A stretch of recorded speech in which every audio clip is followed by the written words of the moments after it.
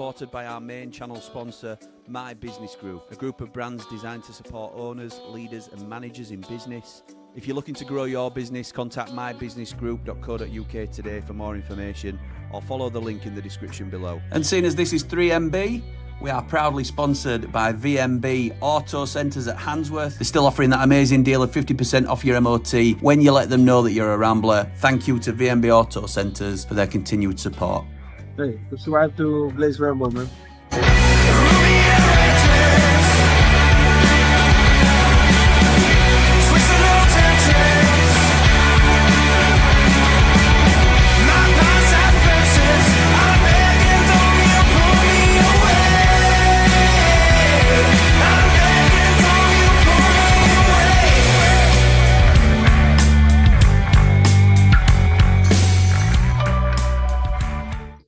What is happening, Blades? And welcome back to the Blades Ramble. I am, of course, Jimmy. And this is the three Mardy Blades. We are back together again after a little hiatus last week. There were some scheduling issues that we had to sort out. There were other things on. It's been a very busy period for us all, I have to say. But we're back together again tonight.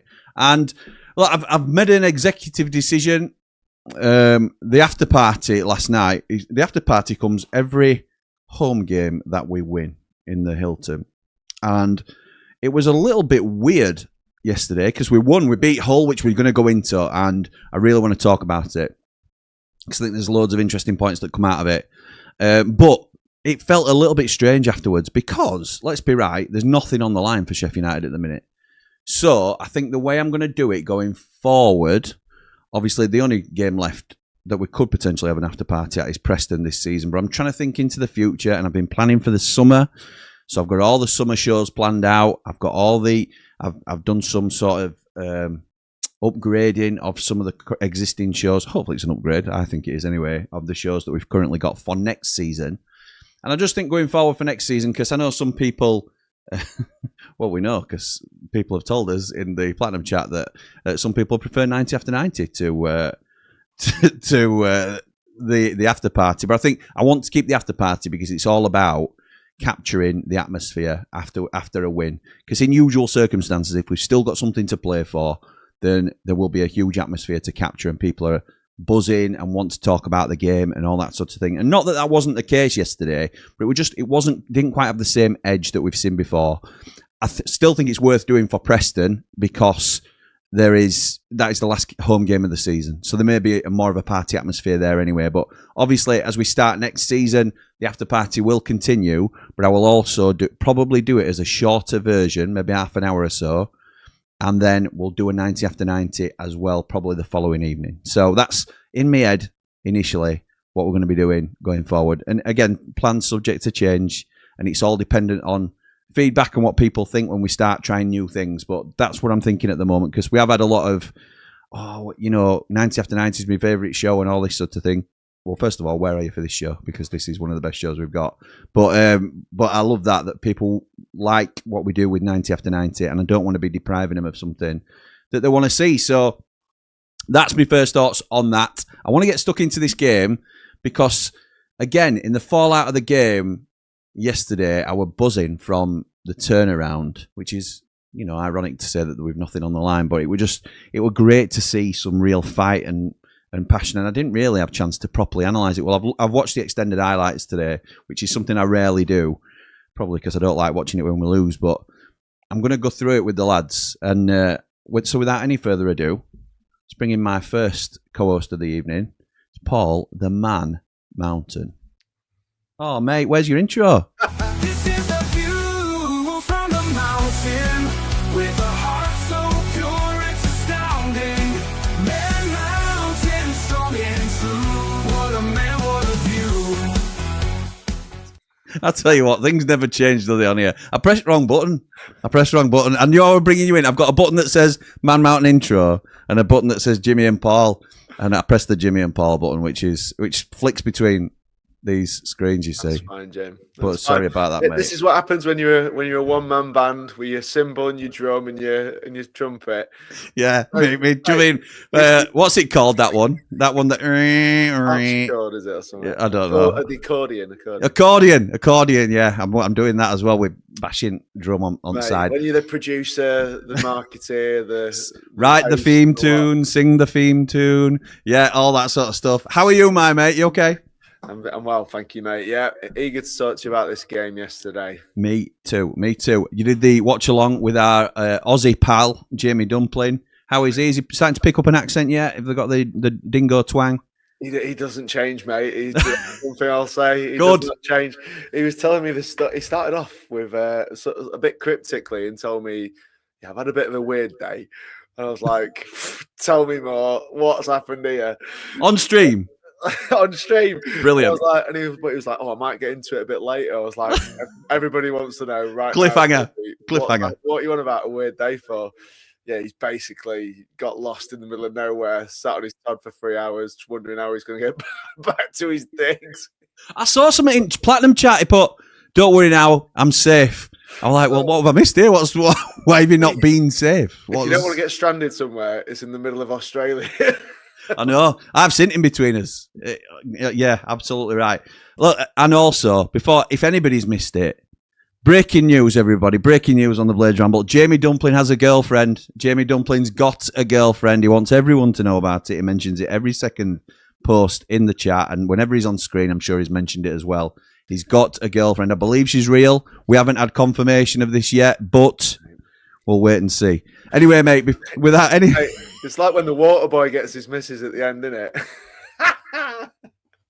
Without any further ado, let's get our mate in. It's Dave the Nose. I've done that on purpose, by the way. Dave the Nose, he really knows where the wind, I know whispers blow. Smelly brain, he's in the know. Dave the Nose steals the show. Weird. You can't do it. What is happening, Dave the Nose? How you going, pal? I'm not bad. How are we doing?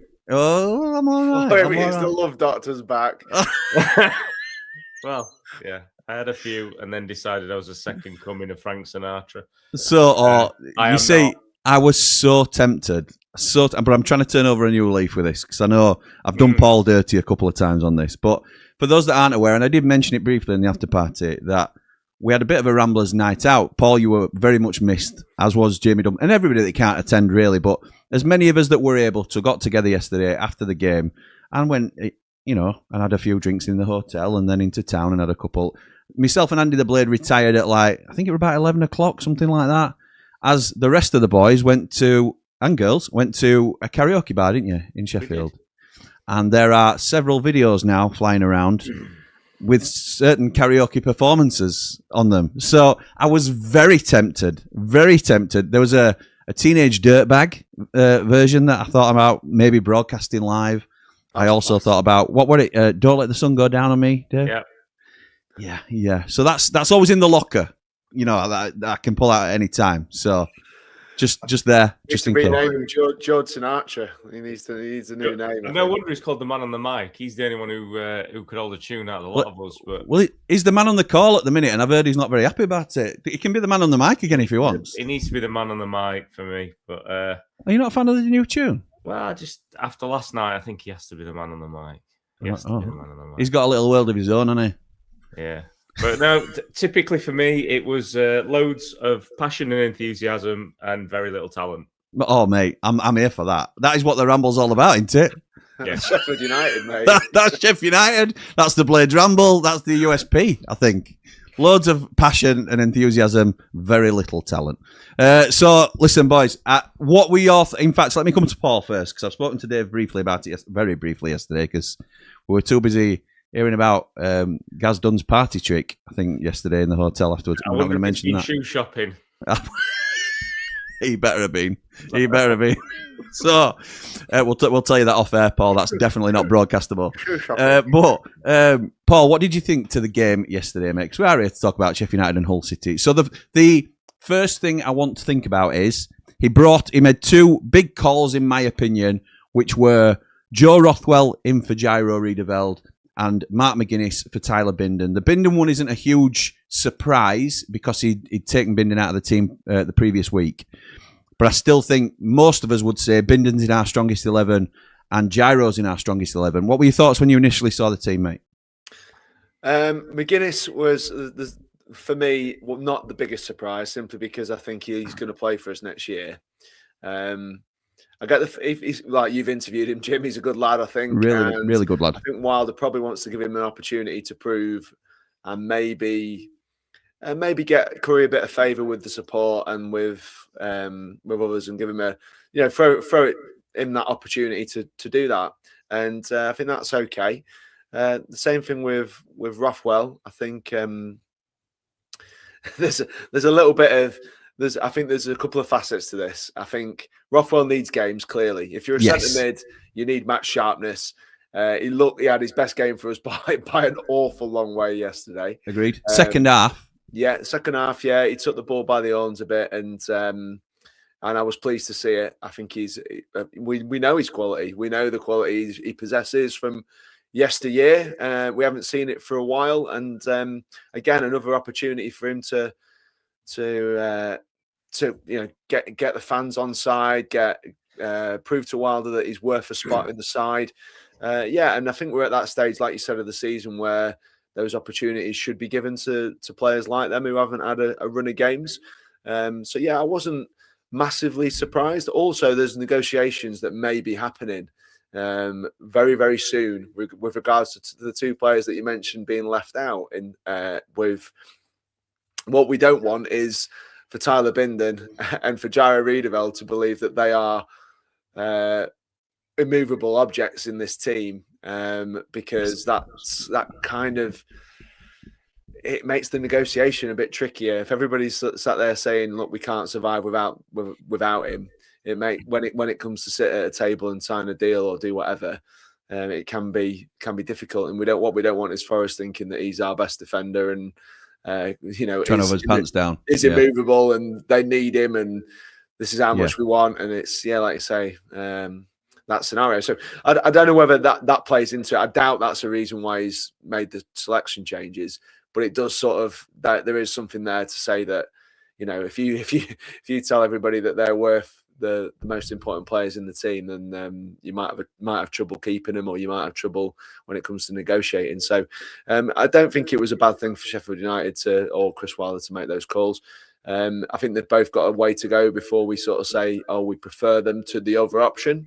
So I think Rothwell needs a string of games before we sort of, like yesterday, before we start saying, he's a proper going to be in the first 2-3 choices next season. And it's same for McGuinness at the minute with Bindon sat there. I think McGuinness probably deserves an opportunity. I think he was probably better than Jaff again yesterday. I have a bit of an issue with his awareness as a centre back. I think he's got great recovery skills. I think he's got reasonable anticipation where he makes obviously quite a few good blocks. But McBurney, he didn't have a clue where McBurney was. I've watched Tanganga's head when that ball gets played in from the left wing and Miller. He has not got a clue what's happening He really struggles with strikers that drop deep, doesn't he? Because he doesn't know whether to come or go, and he takes his eye off the ball then, and they can be round back of him and all sorts. It's frightening. We know he's not the quickest, okay? We know that. But he has ran away from them two like they don't and neither of them have done anything. Tanganga didn't have a clue he was there. Yeah, McGuinness is 5 yards off him when he hits it, so he's not going to affect the game like that. So I thought for that I was just like, defensive awareness wise, Jaff is just showing us that he's not a very smart defender. At least he might have some physical gifts, but at the minute, I've not been impressed with how he's going about it. So you made a couple of really good points there. The first one on Rothwell being that it were 45 minutes of a good game yesterday. I'm not saying he didn't play okay in the first half, but I think everybody had like stray passes. First half particularly, it was just so wasteful from United. And the first goal is, an absolute. Well, the whole goal obviously is an absolute prime example of that, where City Peck's just a sloppy sideways pass that doesn't have the legs on it to get to Sariki, and you just there's a few bits like that in the first half. But just like with Rothwell before, when he got sent off after 35 minutes in his first appearance, we try not to let that, and it's hard sometimes, try not to let that cloud our judgment on what he's like as a player. We've seen him a couple of times since, and he's looked pretty slow and laboured. So then you start to form an opinion of, well, there's a lot of work to do to get him back to the level that we think we've signed. And thankfully yesterday, he appeared to be, certainly second half, he took more control of the midfield, and he was playing forward. He was having some lovely touches. Some of his passes were really good. Second half, I thought were really good. The thing I thought you spoke a lot of sense on was also it's a more. I will come to you, mate. I'll forget this if I don't say it. But I was speculating similarly on why Gyro might not be playing, and I more cynically than you was saying maybe he's already in contract negotiations and he might not be playing ball. We might be saying it's an expensive deal that we've got him on currently. We know we've got an option to trigger, so that's our safety net as a club. But we want him to sign a 2 or 3 year deal on lower wages, and he might be saying no. And you can definitely see Chris Wilder saying, "Well, we won't be using you then until you, or certainly not prominently, until you commit to this club, because we want you to be part of this going forward." Because there's no. A lot of people would say Gyro Riedeveld at the moment is our best central midfielder. Obviously, we're never going to speak for the whole fan base, but you can certainly have a conversation about that. But I also think what you say makes sense, Paul, in terms of it might just be a case of we don't want them to think they are the be-all and end-all of Gyro's definitely our best midfielder, because we can get by without him, because we can play City Peck and Joe Rothwell and still turn over Hull. The funny thing about it is we're losing without Gyro. We bring Gyro on for City, and then we beat Hull. And that's been the story of Gyro Riedeveld in terms of we're usually winning when he gets taken off as a sub, and then we ended up losing the game for a significant period for about 6-7 games. Dave, what were your thoughts? I will come. Oh, sorry, Paul. I'll briefly come back to you before you forget your point as well. Yeah, I was quite unimpressed with Hull, I have to say, and Rothwell. I think it suited him. He had a lot of the ball, and I think Sheffield United, if you looked at the possession stats yesterday at half time, I think even at half time we're in an unimpressive half. I think we were sat around 70% possession. A lot of sideways, a lot of penetrative stuff, but we had a lot of the ball, and it's just whether, again, is he that type of midfielder that suits a possession-based team? When he was playing for Leeds, we know that they had an awful lot of ball, and yeah, that's not necessarily a worry. It's just something I wanted to point out, that yesterday we enjoyed a lot of the ball, and when you're a good passer, which I think he is, it's fair to say he's a good passer. Yeah, it suits that kind of player, doesn't it? And there's still for me a lot to prove out of possession. And when we've got to dig in and we've got to concede possession, which will happen, because Sheffield United, we're not notoriously a possession-based side. I thought Hull gave us an awful lot of ball yesterday, and we're kind of relying on the ability of the front three, if you want, to get anything out of that game. I thought they relied on them three a lot.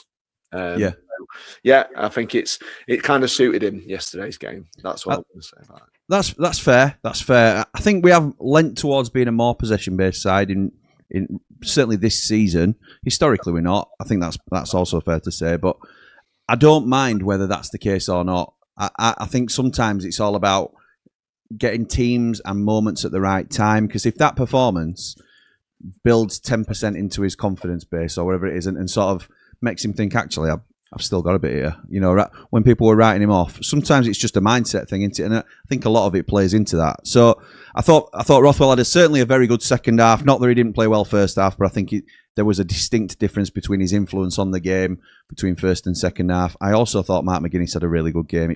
It's easily, and having watched the highlights, it's easily forgettable, and it was difficult for us to see because we were at the other end of the field. But he cleared one off the line as well, which would have made it 2-0. did McGuinness. I thought Adam Davis had a good game as well. I thought the shot that came through a crowded box was a block. It wasn't. It was an Adam Davis save that he saw late. So I think you have to, all these players that we have questioned and that we have doubted, and those being the key too, really. Certainly in this 11. Dave, what were your thoughts on those two? Rothwell, obviously, we touched a lot on, but McGuinness as well. What were your thoughts yesterday, pal? Just going to say, I think he spoke afterwards. I think he definitely spoke after the game, whether he spoke about it before, of having players in the building who are going to be part of what he wants to see going forward. Particularly from a mentality point of view. And I think the only way that you're going to get to see that in the game is to give the players that haven't been playing so much the opportunity to go out there and show it. And I think that's maybe where it falls in for. I think there's loads of reasons you could pinpoint why he's put him in. I think Paul's made some good points, which all go in there. I think perhaps given the respect that Chris clearly has for McBurney and what he's about, that maybe he thought that McGuinness' skill set, how he is in the air, might be more suitable going up against him. With Gyro, that definitely played a part. Yeah, I do wonder with Gyro whether there's a bit of look, we need players who can do more than 60 minutes. Robust, a bit of fragility about him. And he's still not able to really do more than that. Is he not able to? Is he not able to? Okay, I know. So he hasn't been. I can't remember the last time I seen him go past 65 minutes. Even when we've needed, really, we could have done with him on the pitch. So from a tactical perspective, there's no chance that he'd have been taken off. It's always been from a physical perspective it's come up. I think the thing as well, though, just to counter, not even counter really, is the situation with Bindon. I think that's lent into that decision yesterday, because I think of the two of them, I think you could argue Bindon's better in the air than Tanganga. And dropping Tanganga though, is it? And Bindon's been, for me, performing better. Agreed.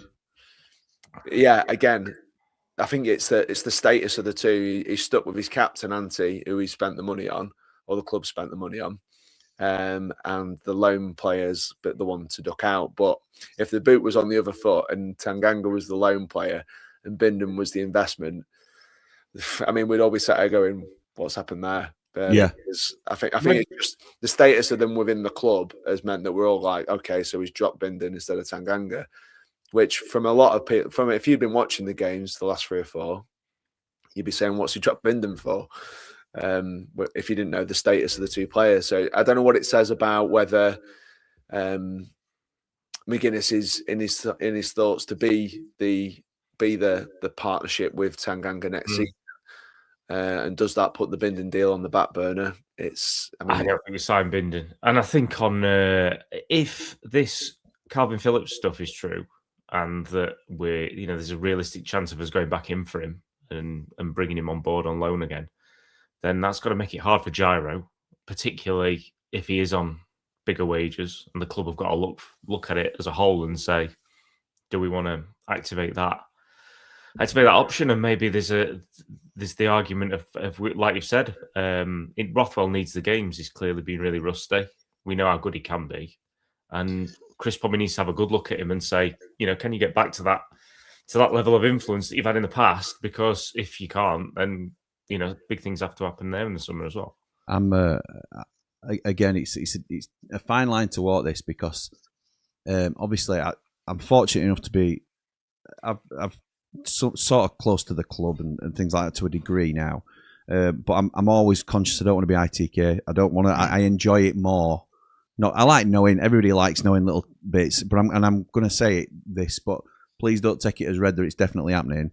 I have heard bits that the Calvin Phillips deal is almost done. That don't mean it is, because I've not heard it from like definite sources or anything like that. But we've all heard little bits and snippets and stuff like that. It's in our chat. It's all this sort of stuff. The Calvin Phillips deal is said to be done. So ring that bell, Jimmy. I know, and that'll be it now. Everybody's going to jump on that, mate. Well, they can, but I'm telling you now, it's not I am breaking this news, because I'm not. I'm talking about it because it's in the ether that a lot of people are talking about around United, and that is something that if he has got half an eye, which he's clearly going to have an eye on next season, he already knows who's coming with him, who's not.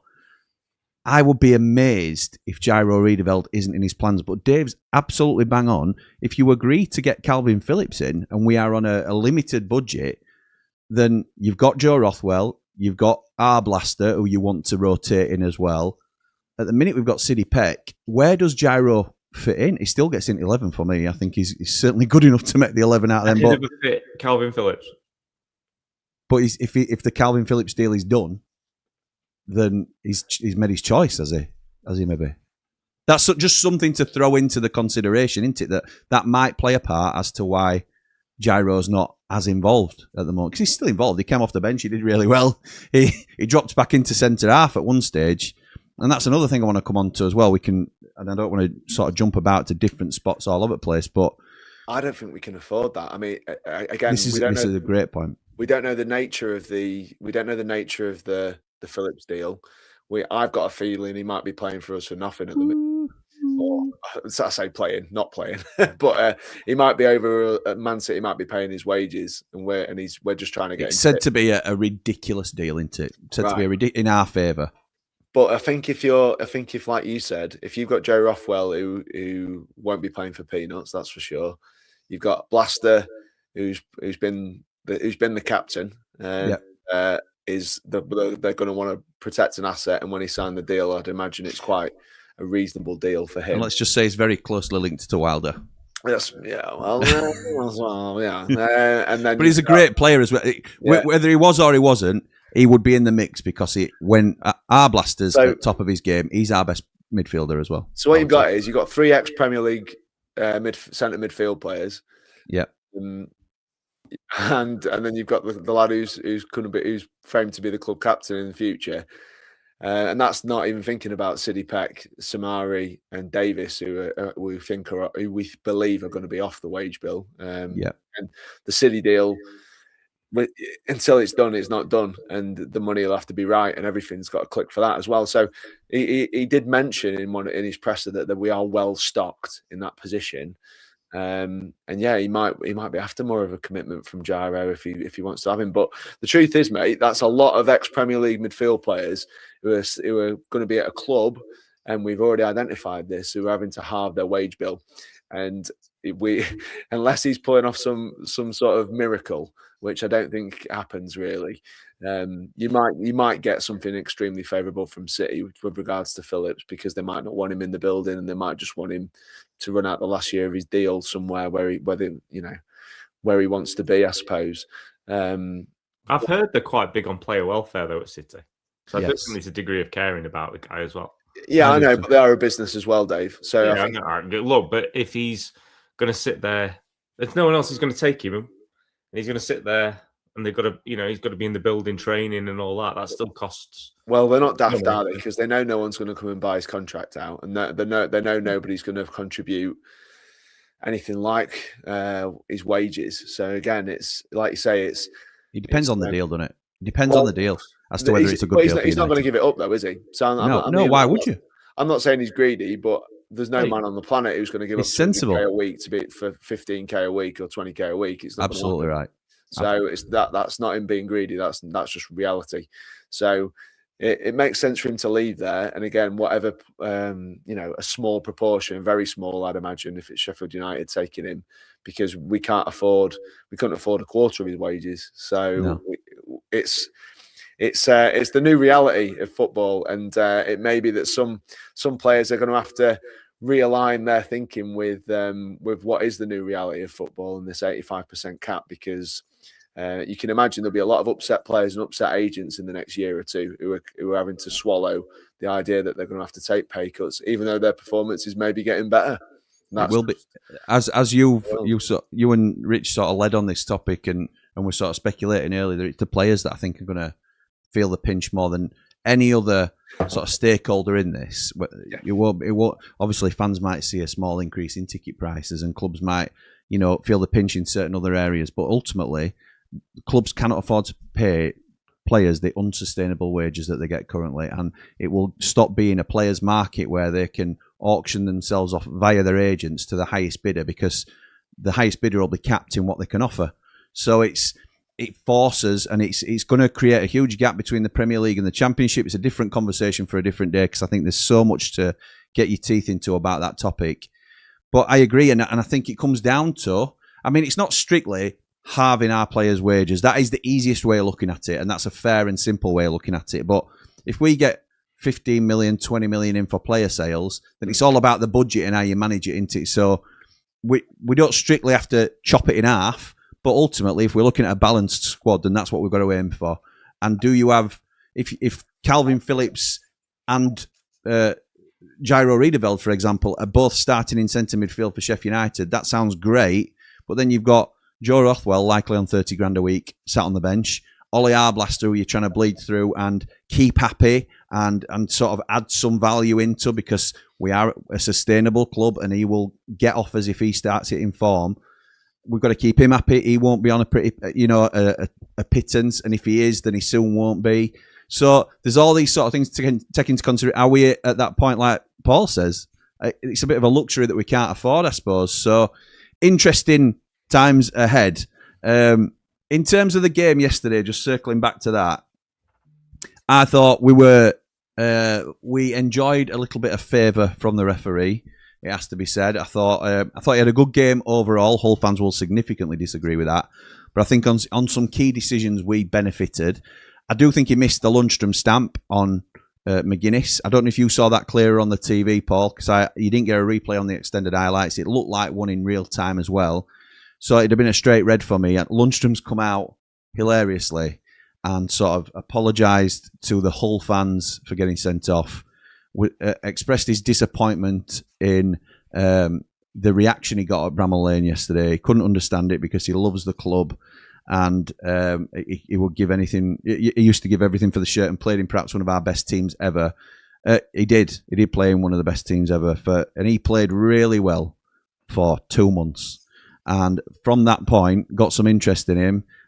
And down tools is a lazy term, I think, that's often used, but I think it is befitting of John Lundstram, who looked after himself basically from that point. He refused a new contract. I understand it from a player's point of view. Don't get me wrong. As a bloke, like we're saying about Calvin Phillips, he won't give up his wage and come on a free. He's not a Sheffield United fan or anything like that. Nor is Lundstram. Do what's best for you, but then don't expect a brilliant reception when you come back because you refused to sign a contract for us. I think there's a bit of delusion there. What did you think about the whole Lundstram debacle, Dave, yesterday? At the time, it looked to me like he tried to stamp on him. But there's nothing. There's nothing I've been able to see as a replay. It's only from our view, and where you were and I were, we sort of probably come at it from opposite angles. But that's certainly how it looked from where we were.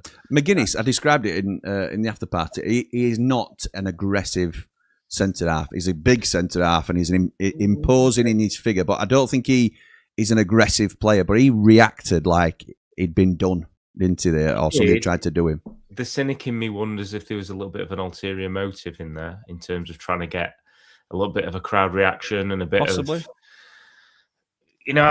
because the atmosphere again, and when there's nothing to play for and you've not won in, was it 6? The atmosphere is always going to be pretty flat, and it was. And I think that was a turning point in the game for us when that happened.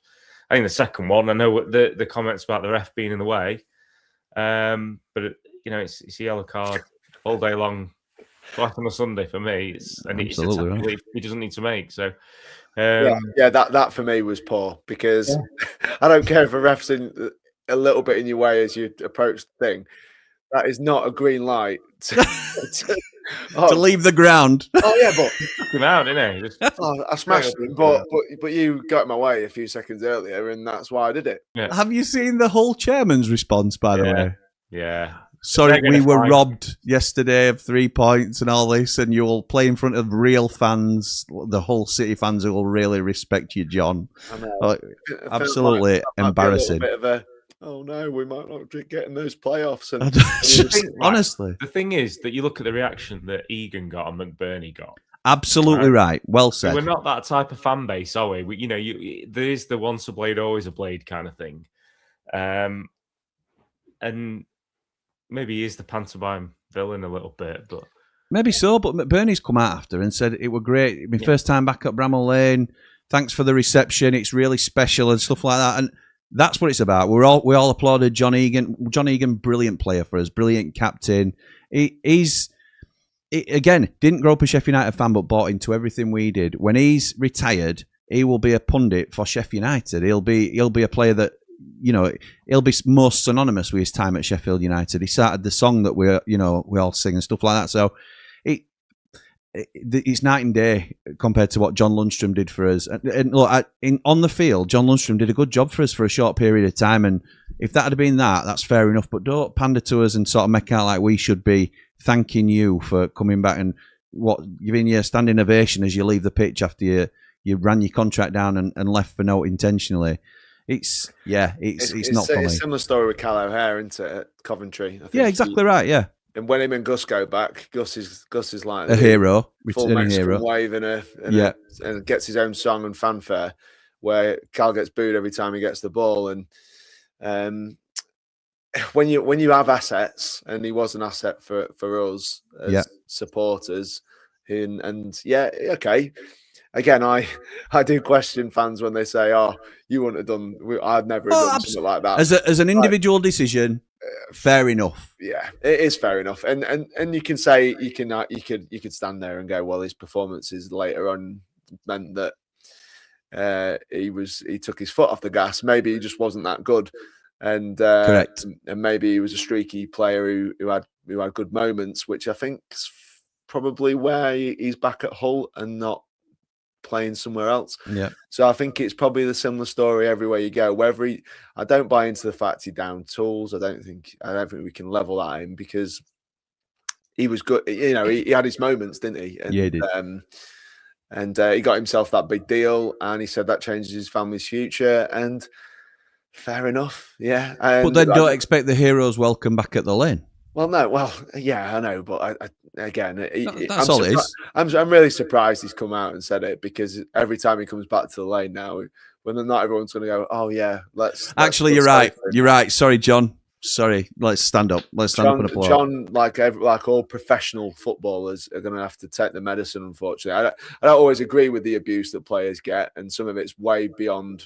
Pantomime is fine. He'll get pantomime boos like he got when he went off yesterday, and that'll be it. It's not nobody's abusing him online or anything. Nobody dislikes him personally. It's just have a word with yourself. You left us for note, and we don't like it because it's like when I can't remember who it was. I was watching this lad who got absolutely creamed, taken out, was on the floor for ages, got booed every time he touched the ball for the rest of the match. Oh, was that now? I was like, what? Mate? He just got absolute. If you cleaned out.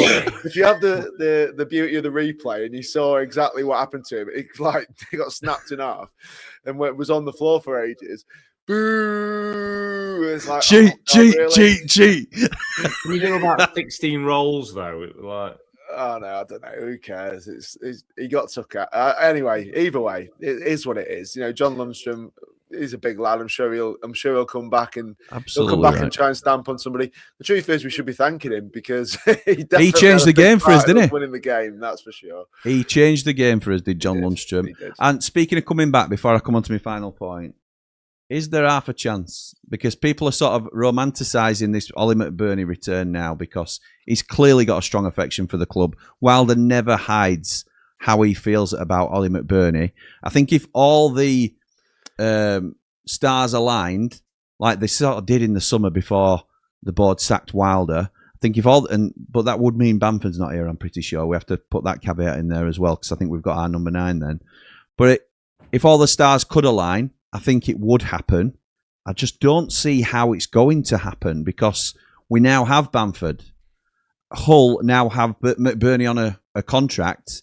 Look, they're in the playoffs. I don't think they'll go up, to be honest. And it becomes a moot point if they do go up. So if Hull get promoted, this isn't even a conversation. But if Hull is still a championship club next season, he clearly has a strong affection for Sheffield United. The manager loves him and would have him at the club.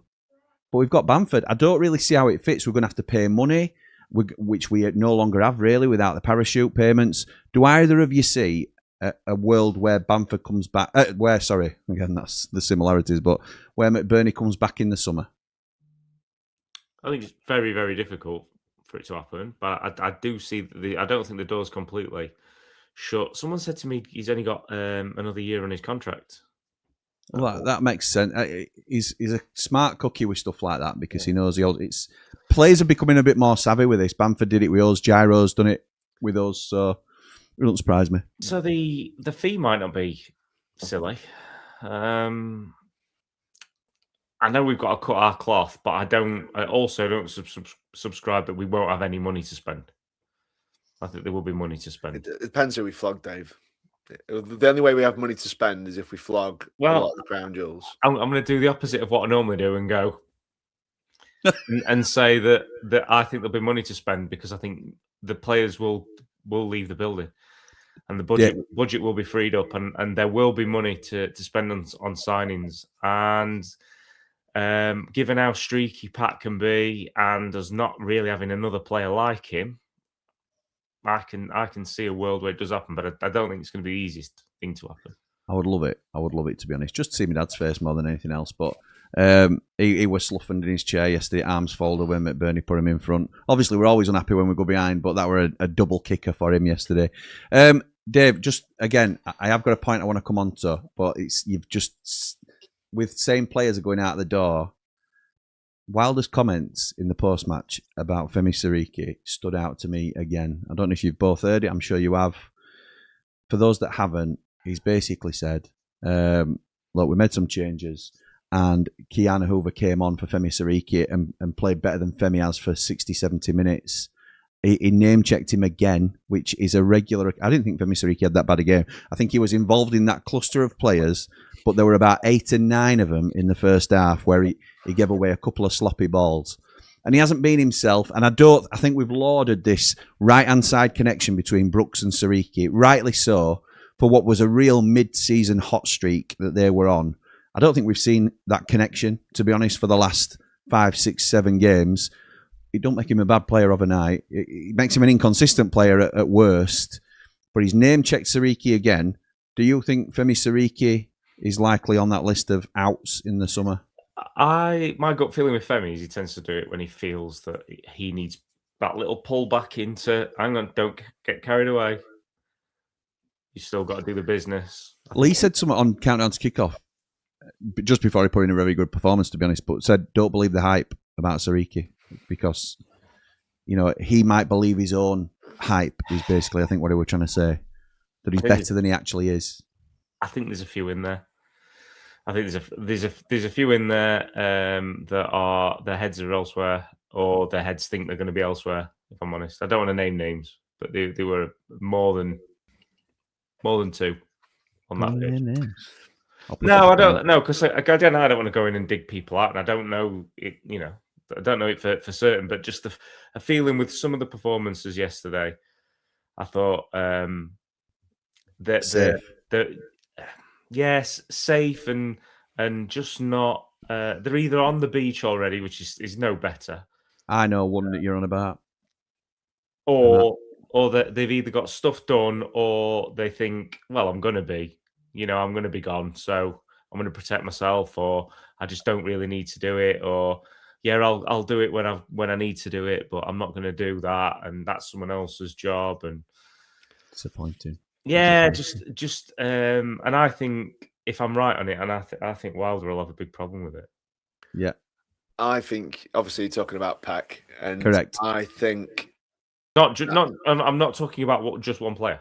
Genuinely, no, but City is one of them. Okay. I'm not putting words in your mouth there, but I would class him as that as well. Yeah, I think you can't. I think that's. Sometimes we're guilty of overthinking things. For me, Peck has been like this for a while in terms of, looks world beater for 2-3 weeks and then drops off a little bit. I'm intrigued to think about what was said pre-match and the effect that can have on the camp, because when you're a young footballer, you're reactive, you're more reactive, and you're probably more sensitive. You're probably more likely to see a change in how you go about things a little bit. I mean, we saw City when Wilder arrived, and how he was he just simply couldn't hide. Yeah, his joy. The joy, or I'm happy now. Yeah, it was and like he's been a Wilder boy, hasn't he? He's been a Wilder like boy. A spaniel who just seen the lead in his hand, and he was ready for his walkies. And it was like, I think that when you come out and do what Wilder's done recently, and Wilder gets frustrated, he wears his heart on his sleeve in these presses sometimes, and he has talked about the players, he slagged the players off. In press conference, he isn't one that's gone, it's on me, it's not about the players. He has gone for this group of players and said, this isn't good enough. This is not a Sheffield United performance. Next season's going to be very different. He's called out, he's sat there and gone, 15 to 20 of my players are not going to be here next season. The players will be bloody very, very aware of that. Now, whether that means that Siddy's seen his arse about it and decided that that's him, or he's out the door, or it could be the effect it's had on some of his pals. Because when you say stuff like that, Jim, you've got to manage the environment, and you can imagine the environment after that. Wilder's probably saying to himself, look, if I say it, I'm going to find out who are my type of people, who's going to come and put in the performance now, who's going to impress me, who's going to go and give it everything, who's going to do this, that, and the other. But actually, the mood of the group, you can imagine, has gone, well, who's he on about for a start? Is he on about half my pals? He's having a go at the players in public, which, as we know, and we see it a lot at many clubs, players can start to go, I'm not playing for this lad, or I'm not having this, or or that's how they feel. And when you're young, I'd imagine you're probably a bit more reactive to the vibe of the dressing room, the vibe around the training ground, the vibe of the club, because old pros know that this happens all the time. I'm getting on with my job, I'm doing this, I'm doing that. Wilder's probably looking for a positive reaction, and he might not be getting it from some of them. And certainly the young players you're talking about in Femi and in Peck, who I still believe have been very, very good for us this year. Agreed. And it may be that they don't feel like they're getting, I don't know. He put his arm around Brooks in a presser the other day when he was talking about how brilliant he's been, etc., etc. We know, the connection between them two. Maybe he thinks, well, you're giving him all this praise. Where's my praise? The young men at the end of the day, mate. And like you said, a lot of them, like Sean Dyche was saying, they listen to what's being said. They react to it. Their mental health. There's a lot of things. He did similar with Brooks in a post match. He'd hooked him at half time, I think it was, after he'd been on Jamaica duty, and he was really bad. And he hooked him at half time. But in the post match, he said, what's Brooksy meant to do? He's absolutely shattered. He's been on a flight for it. So it protected him again. So you're right, in terms of he's whipping him with one hand and he's sort of pulling him in with other arm into. So it's, and I agree. I think it could be anything, couldn't it? Because young players are notoriously inconsistent. And that's what that's why some big clubs don't take a chance on some of these. It's not that they haven't got the ability, it's that they can't do it consistently at a high level. So Siddy Peck's been very good for us in spurts this season. Very good. As in at some stage, he's been the best player on the field at times. And then other times, like most recently, he's looked laboured and tired. And whether that's, him not putting in a shift, which I would be loath to believe, whether it's being a little bit comfortable in your position. And then that's why Wilder's been bringing him off a couple of times, and sort of maybe another nudge to him to say, mate, you're not undroppable either, even though I really want you as part of this team. So there's all sorts of potential reasons, and I agree with you, Paul. I think there's some players will react well to the messaging and some won't as well. So the last point I want to make before we get into comments is back to Chris Wilder, really, because he's rightly been questioned over this period. If you look at his results, I think he's maybe now won one more game than he's lost since his return to United. I am a strong believer in he inherited an absolute mess.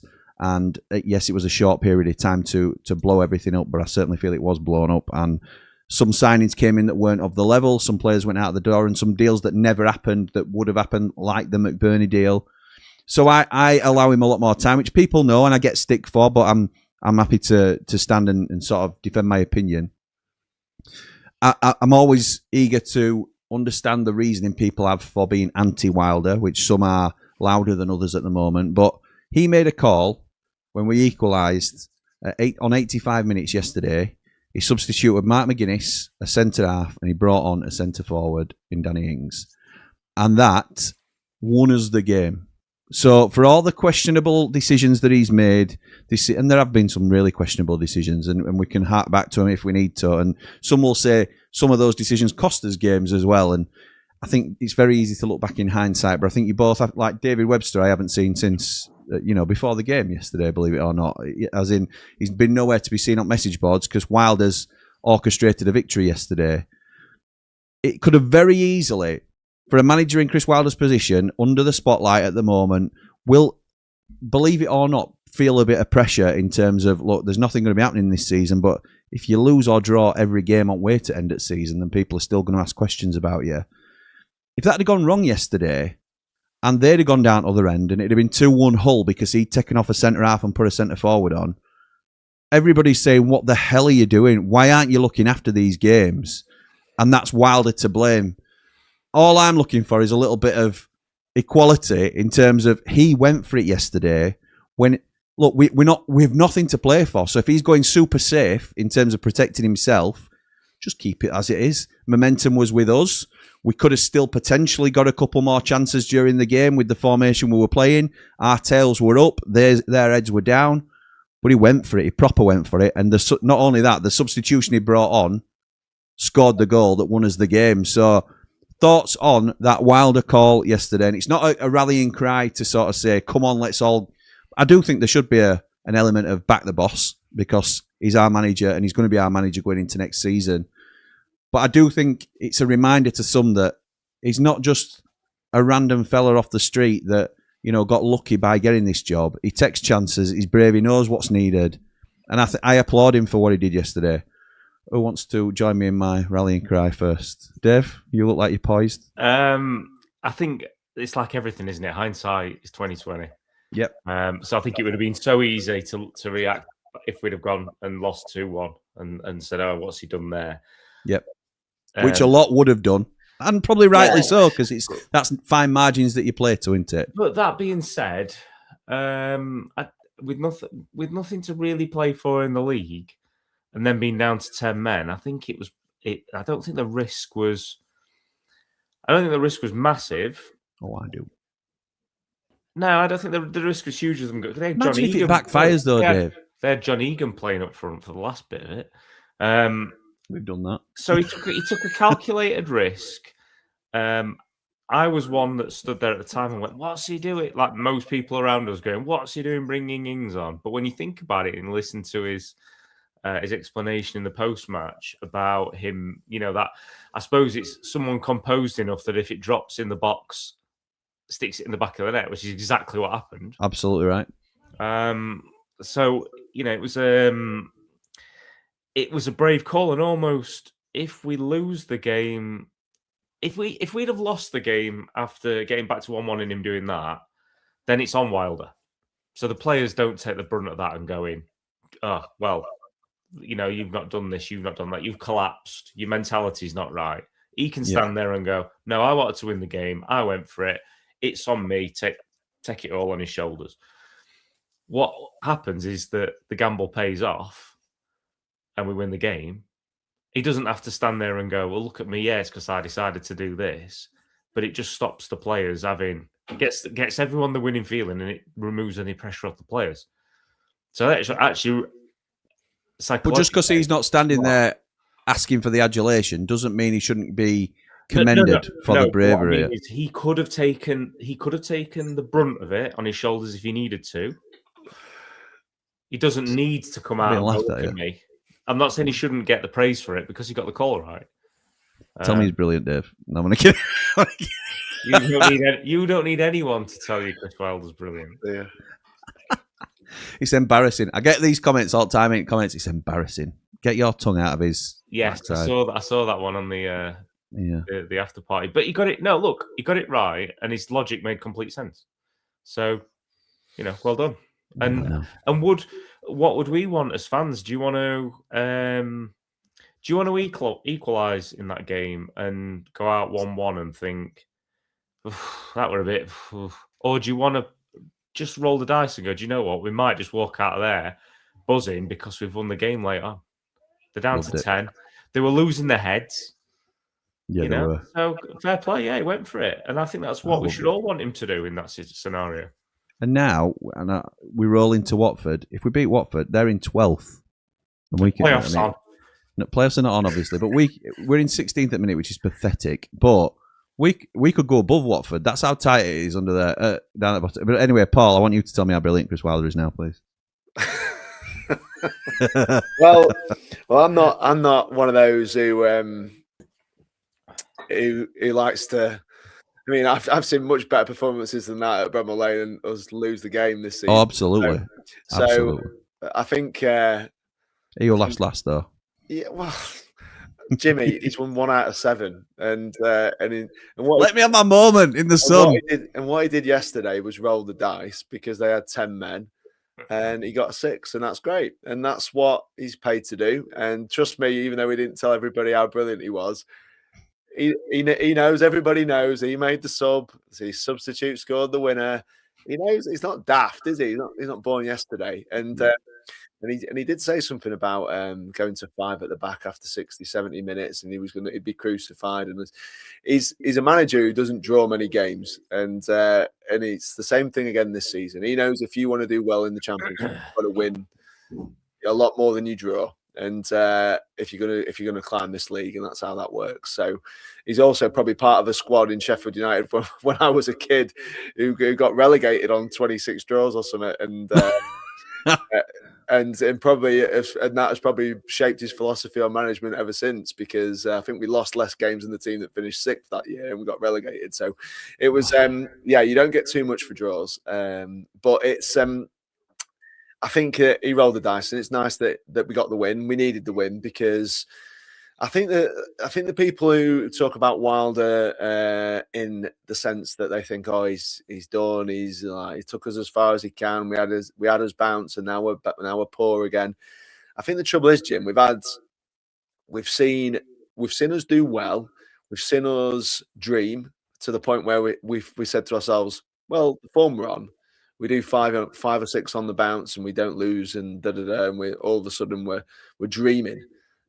Again, from where we were, which is incredible when you think about it, is I don't see a massive progression in performance. What we've seen is we've done quite well, and then we've dropped off, and then we've done okay, and now we've dropped off, and now it's like we're not better than we were 15 games ago, and that's why I think fans will be frustrated, because we're actually seeing.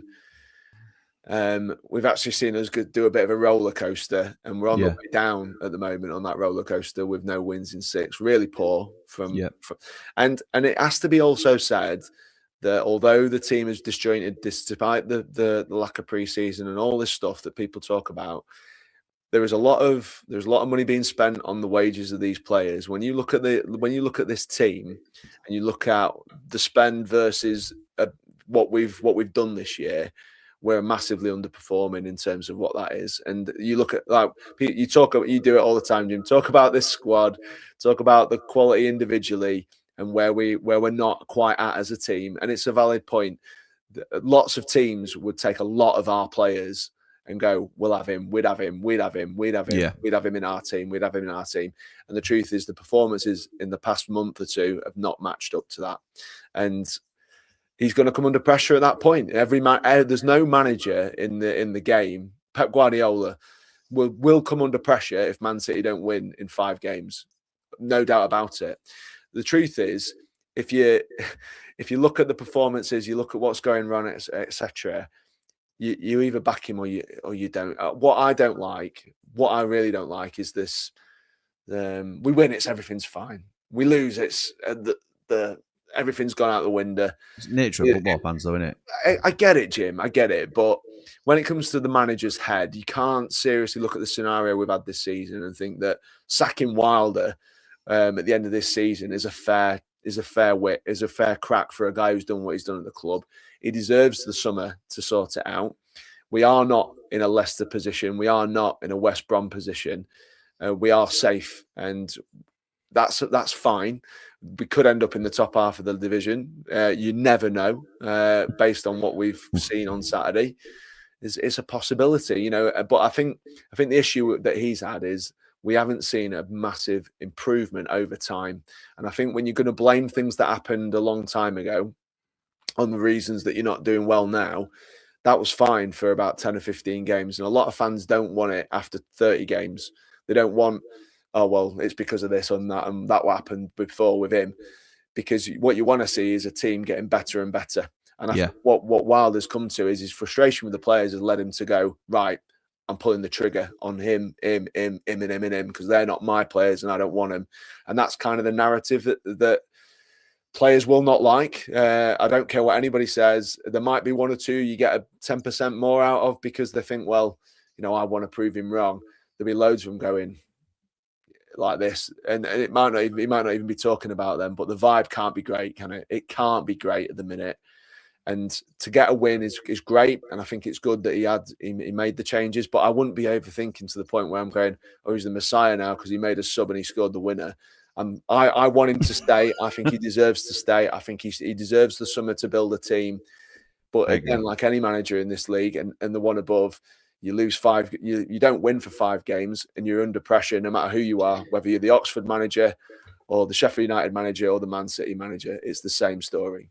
It's tough though, isn't it? And you're right, mate. You're right. And obviously, I'm over egging the Wilder thing because I have to play into it a little bit now. People think I'm that narrow mind. Obviously, I see his faults, and I don't. I will push back on certain things, but by and large, I am a huge Wilder supporter, and I don't think there's many better. I'm not blind enough to say there's nobody better, but I don't think there's many. Certainly not many I'd rather have in charge. But what were I going to say then? I've completely thrown myself off my train of thought. I don't know. I don't know where we're going to go with it. I had a good point to raise as well. Like you just wear your I Love Wilder t-shirt and then we can... I've got it on now. I just don't want to advertise it. It's a bit embarrassing in current situation. So, what were I going to say then? It's... it must have been important, Jim. That's what I'm saying. It must have been really important. Must have been. So disappointed you forgot. So am I, actually. I'm really... Come on, mate. Let's get the comments on. Come on. There's plenty more to do. Sorry, somewhere to be. Okay, fair enough. Regal says, sliced by the Blades, woeful first half performance, but brilliant in the second.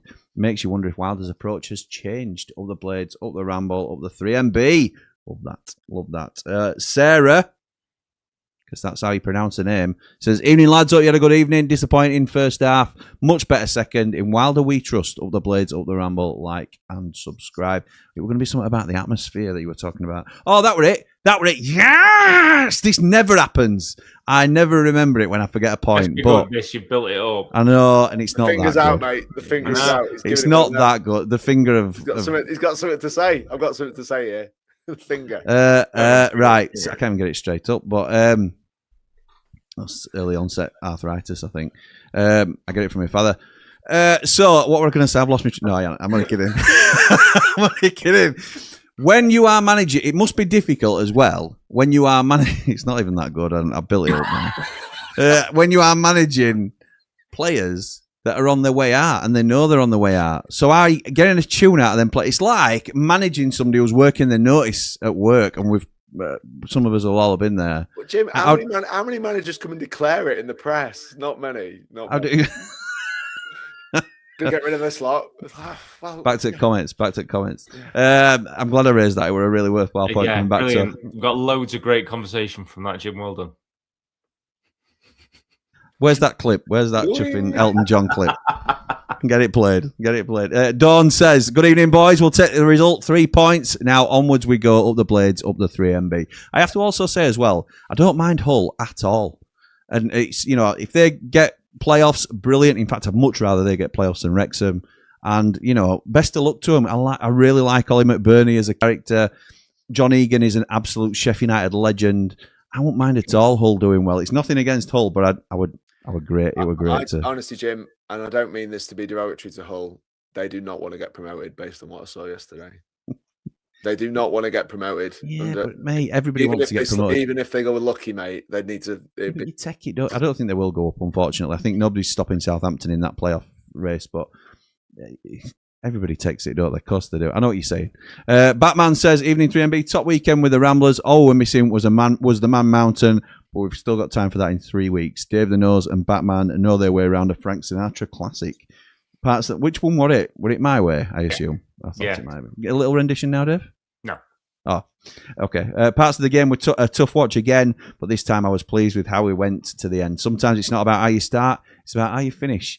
The two centre-halves had a better game, irrespective of Lunny's sending off. Hull could have protected their lead. We forced the issue and made it happen, so they still get a pat on the back from me. Please for Wilder as well. Up the Ramble, up the Blades, like and subscribe. Thank you, my mate. It's for Danny Ings. Danny Ings as well. Big mention for him. Big mention for Danny Ings. My dad made sure that got mentioned on the after party as well. Told you Danny Ings had come good. Well, that's, it's one of them things, isn't it? But yeah, look, Batman Lou, by the way, who looked ridiculously fresh this morning to say how much ale he'd put away, booze he'd put away yesterday. Put a picture on at about 9 o'clock, him and his missus, like they were going out for an evening meal, dressed having the breakfast. Ridiculous. Yeah. My eyes were pointing in different directions. I know, Dave, I thought if I'd have supped what you lot had have supped, because I was driving last night. Incredible. I know. Just... Yeah. Hi, guys. Big 3 point. It wasn't quite mountain recovery powers, which are obscene, but it was up there. Hi, guys. Big 3 points yesterday. Not sure about the penalty, but how many bad ref decisions have we endured all season, so we deserve one to go our way? McBurney conducted himself with class. Up the Blades, up the Ram. He did. And got himself a few more brownie points with Blades fans, I think. Again, like Dave says, I think it's a difficult deal to do, but it's not out of the question. If any speculative deal or money, decent wedge is going to go out of the club for a striker, Ollie McBurney's high on the list for United, I would say. Dave Morwood says, evening 3MB, nothing like finishing your roast and sitting back to watch 3MB. Hope you're all well. Please like and subscribe. It costs note, and it's the best channel on the YouTube. Oh, and I'm good. Good to hear that, my mate. Thank you for joining us. Mark Meldrew says, evening, lads. Hope you're all doing okay. Great night last night. And to top it off, even KFC had gravy. What a group. What a group indeed. Mark Meldrew's desperate for his own intro, and for that reason, he's not getting one. Evening, lads, says Russ. Big positive for me was how Rothwell grew into the game and started to dictate the rhythm of the game. This was prior to Lunny getting sent off. Well said, Russ. Yeah, I think second half he really came into his own. It's certainly the best 45 I've seen him in a Blade shirt. And it was reminiscent a little bit of some of his Leeds spell last season, which Leeds fans were telling us when we made the signings of Rothwell and Phillips in January. I remember a lot of Leeds fans coming on and saying Rothwell is the better signing for you than Phillips, and that might sound ridiculous. And we obviously haven't seen that Leeds version of Rothwell yet, and I think that was the closest thing we've seen to it yesterday. It sort of gave me hope for Rothwell being involved next season, which I haven't had up until that point. Luke says, evening, lads. I thought on their owner thinking they were robbed and Lunny being perplexed at the reception. I think the ref got the sending off and pen right. Gaz Dunn, the man in black. What a day yesterday. Just back from shoe shopping. No, he didn't say that. It was all about the social, and then we won 3 points, and then out. What more could we want and need? Up the Blades, up the Ramble. Gaz Dunn, who prefers the Ramble to everything. Thank you, Gaz. Hope you are well, my mate, and had a very good night. And that is that. Sheila's Wheels says, I'll tell you after, Paul. Evening, lads. Hope you're well. Would I be right in seeing ATB on the TV today, sat with Cammy at the rugby? Pity Wakey lost. Yes, you would be right. He was... I'm not going to do that impression, but he were in hospitality with Cammy at Wakey today. Yes, he was. He's never. I think he's away again. He's off to Benidorm again. I think on Thursday or something. So yeah, it's good that we were able to catch him yesterday for a Sheffield United game. John says, "Good evening, boys. Enjoyed our after party conversation, Jimmy. You and me both, John. Thank you for becoming a platinum Rambler as well, mate. Welcome to the team." I think you should go all out now to get maximum points from. We should go all out rather than me. We should go all out now to get maximum points from our remaining games. Totally doable. We'll be at Watford on Saturday. Nice, mate. Up the Blades, up the Ramble.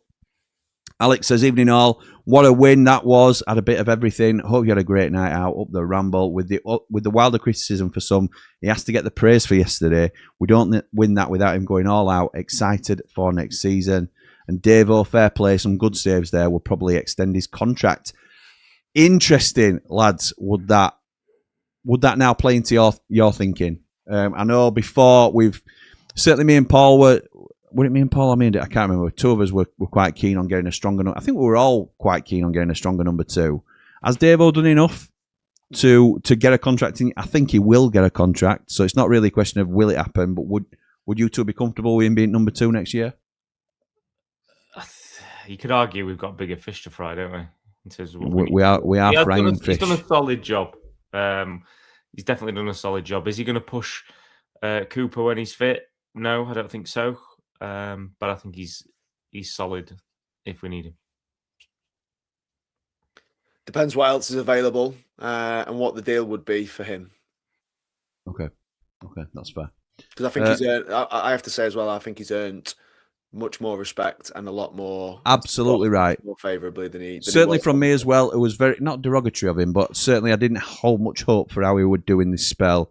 Yep. And I have to hold my hands up and say he's done very little, if anything, wrong really that you can point. Not that we're trying to find holes, but very, very decent during this spell, to be honest. Sarah says, "Congrats, Jamie, for getting a girlfriend. Hope she likes football." Love that, Sarah. Thank you. Thank you for doing that. Dave Oxley says, "Hi, Jimmy. Good to see you yesterday. Lots of positives from yesterday's game. Thought Tanganga and Rothwell both played well. I'm not sure about Tanganga, if I'm honest. I thought he did okay. And I don't want to get on this sort of negative trend about Tanganga.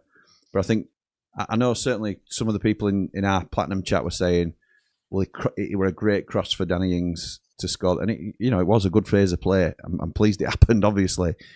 I don't think that can mask other things, other parts of his game that I think there's still holes. And I think if you're going on some McGuinness to come in and partner someone like Paul was saying, it'd be Binden on form. But it's not the other way around. We've invested heavily in Tanganga. He will most likely be here next season. So, yeah, despite what some people were saying, David, as you know. Looking, says John. And then this act says, looked good, didn't we? Yeah, we did. John says, I realise the focus will be about who we need to sign. However, wonder what we think is the minimum we need to generate from sales, loans, returns to make us competitive in the market. Well, as Paul said, we need to effectively halve our wage budget. So we look at our big earners and then we look at what we can accrue for those big earners. So there'll be players like Tom Davis, who is a huge earner at Sheffield United, but we'll get nothing for him. So he will just come off as a flat wage. But then you look at players like Gus Hamer, who is also a big earner, but we will get a transfer fee for him. So it will offset some of that we will need to accrue as well. So I honestly think we'll look at 2 big sales, possibly 3, and there's a chance there might be 4.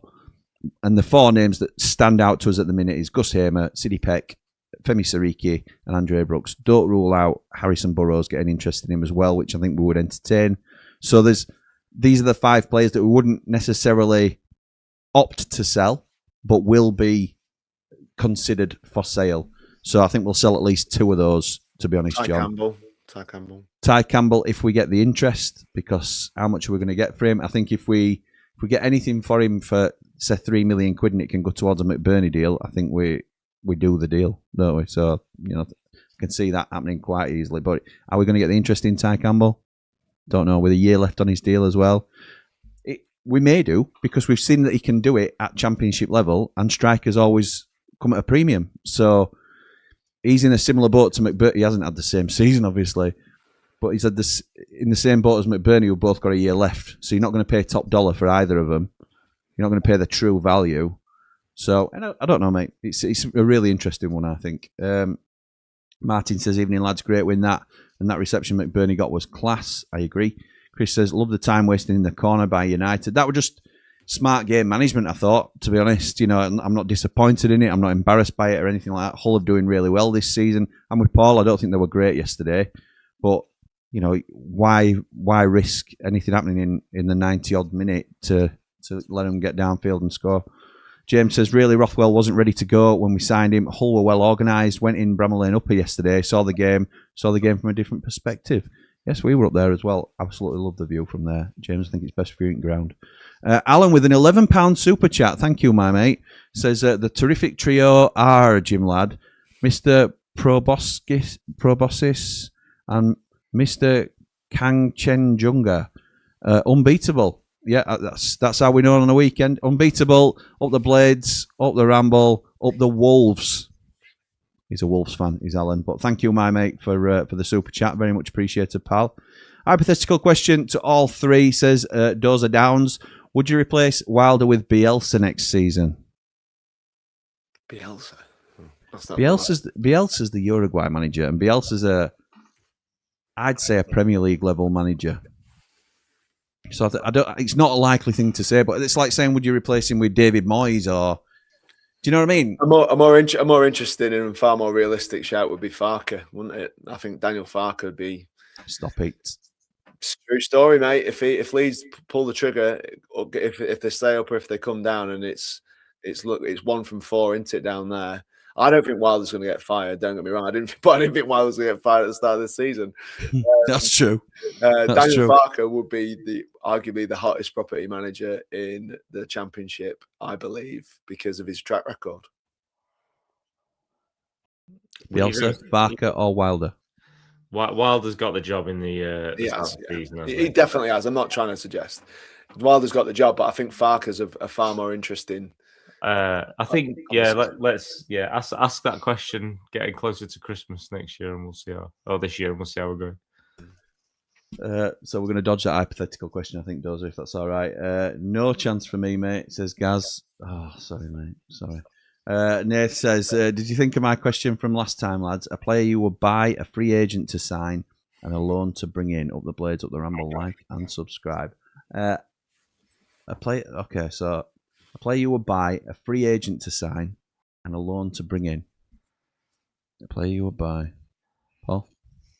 Should we do one each? You can pick. If I go to you first, you can pick whether we buy a free agent to sign and a loan to bring in. Because that's only fair that I'm coming to you first, putting you on the spot. You can pick one of those. Then Dave can pick the next, and I'll take whatever's left.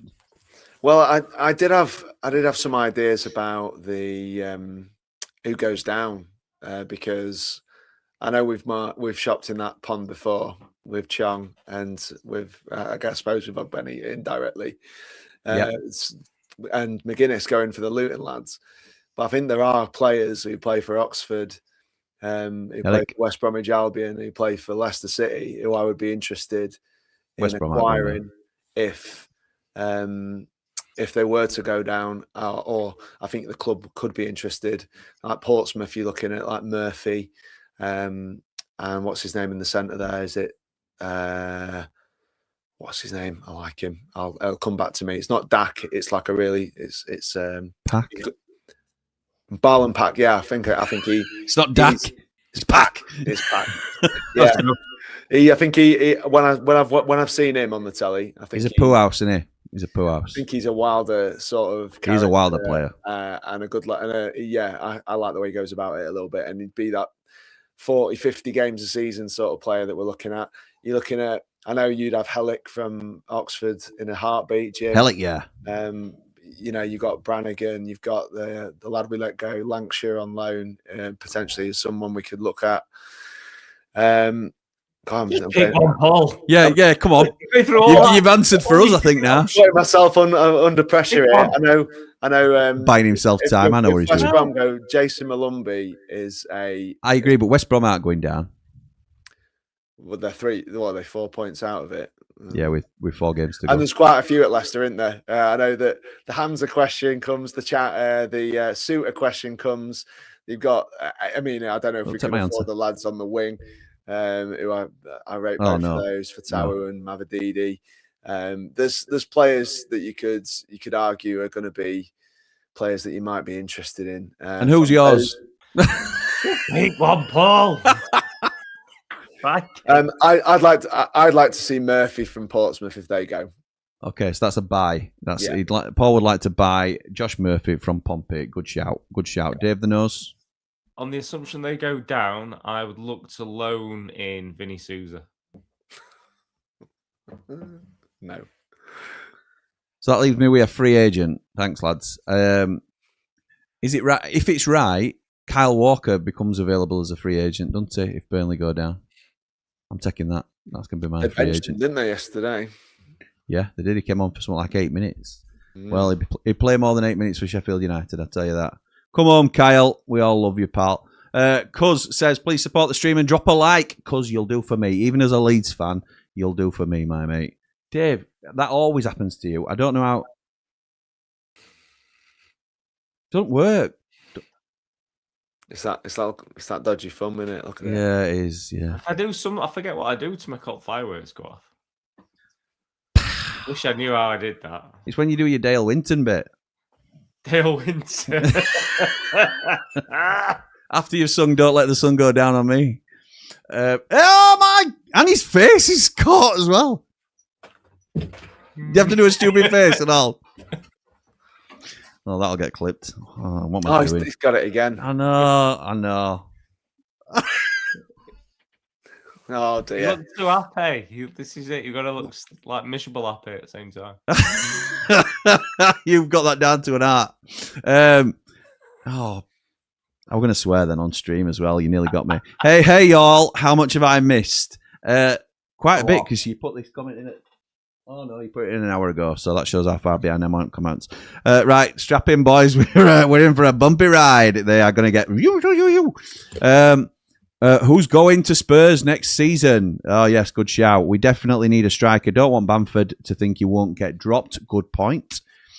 James says, went to Hallam today for the Western Park charity game. Spoke to Wilder. He said, big summer and won't be held to ransom. Says he will do the best for Sheffield United. Thank you, my mate. Question for all three. If you had to pick between Gyro and Phillips, who do you pick to sign? Gyro. Ask you, Dave, since Paul texts forever and a day. It's a safe option, isn't it? Yes. Yeah, I think so. Gyro, yeah. Thank you very much. Who do you think Wilder goes back in for? Do you think Wilder goes back in for Jimmy Dunn from QPR? Possibly, but more as a filler. I don't. It depends if he's going to cost a fee. No, I don't. To be honest, I think we'll have moved on that ship's sail. But he is a stickler for a long-term target. He likes a big, strong defence. I think Kyle Walker will be our number one right back. To be honest, I think Jimmy Dunn gives us a different option. But Is that a thing with Femi as well? That's the other question. Yeah, possibly. Yeah, I think Femi's on the out. Is there the players probably hear more than we do, and there's people talking about Walker being done, a done deal. Yep. Has he gone, well, you just show me you don't want me, or has he already done a deal in background himself, and he's preparing for next season? Is his agent saying, look, we've got 5 deals on the table here. So you're ITK, Jim, so you Jesus know. Christ. No, I'm not. No, I am not. Steve Snell says, we've been taken to the cleaners this season by lesser teams. Yesterday, we won but gave possession away for fun, specifically Peck and Sariki, who Dave was talking about but didn't want to name. Dave says, enjoy the game. Fair win, but close season. Going to be big. Up the Ramble, up the Blades. Nige says controversial, but I'd rather sell Peck and keep Gyro. It's not controversial, I don't think, pal. Might not last more than 60 minutes, but hell of a lot better than Peck. Can we have a Blades Ramble away day to Spurs, says Danya. Bald and Brilliant Lee were on about making me do an away game, like Ramble on the road vlog style thing next season as a one-off. So we'll see. There's certainly potential for it. That would be one heck of a day to do, wouldn't it, at the Spurs Stadium? So yes, it's not out of the question, Danya. Not out of the question at all. Surely controlling the wages more in the Championship would make me think you could spend more if promoted to the Prem. Yeah, it's going to heavily favour the Premier League sides. I saw the stamp just under us. Yeah, I thought I saw the stamp as well. Nate says, when's the last time Borough had parachute payments? And they've managed to be a competitive side most seasons. Just need to be clever in how we use a budget, a bit like when Wilder first arrived. 2 things I'll say on that, Nate. You're absolutely right. And Borough, particularly Coventry, this season have been absolutely incredible. It can be done. The thing I'll say about Sheffield United is we've got to go through a churn now of getting expensive players out of the door that aren't going to have a direct impact on the first team. That's a huge job to do. But also, I was filming Combo with Cal Fowler last week, and I'm going to film another one tomorrow. And he was rightly saying, it's all right, like when Wilder first came in League One, and he's got to clear the decks of a load of League One players on low wages. when you've got players like Tahith Chong, and Chong might play a part next season. I'm just using him as an example of someone who doesn't regularly affect the first team. If he's on 25 grand a week, who's going to take Tahith Chong off our hands for money? It's very difficult to move players out the higher up you go and the more money that's involved, particularly with these new rules as well. So it's going to hinder us as much as help us as a sustainable club, because clubs are going to be a lot more careful about what they commit to in terms of finances as well. So if you've got players on long contracts, you might just have to lump it for the time being and sort of see it out and see how that goes in the long term. You know what, Jim, as well? Some of these things that he said, again, speculating, but it could be a part of a tactic to make them unhappy, for him to tell their agents to get their finger out and get them gone. Because he's not daft, is he? He's not daft. Well, that's it. If you're on a deal that you think you're not going to get anywhere else, you might be thinking, well, I'll just, I'll hang around. I'll drop $5 grand a week for. No. Well, if you're happy as Larry and no one's pushing you and poking you, you might go, well, I'll just stick it out and be in and out the team. I'll be on the bench here and there, and I'm happy with that. It might be a thing where he has to stink out the place in order to get people to get on their bikes and move anyway. So there's so many things, and we're speculating. It could be complete rubbish, but it's if you need players out, you don't want to be making it too comfy, do you? Well said, mate. Yeah, very true. Just keep Wrexham out of them playoffs, please. And Hull and Southampton, says Chris. In League One, overinflated squad, some over the hill players and some ex-good players, so it can be done, says Nath. Yeah, but again, there's that sort of context to it as well.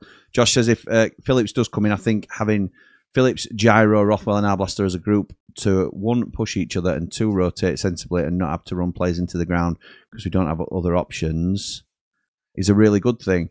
I think with them looking at moving 15 to 20 players on, they can pay a bit more for the centre midfielders. But you'd also say you want to pay a premium for your strikers. It's about running the club sensibly as a business as well, Josh. And it's a balancing act. I'm not saying you're wrong. Obviously, having those 4 players is a really good option. But then you'd probably look across at Coventry, who are at top of the league at the minute.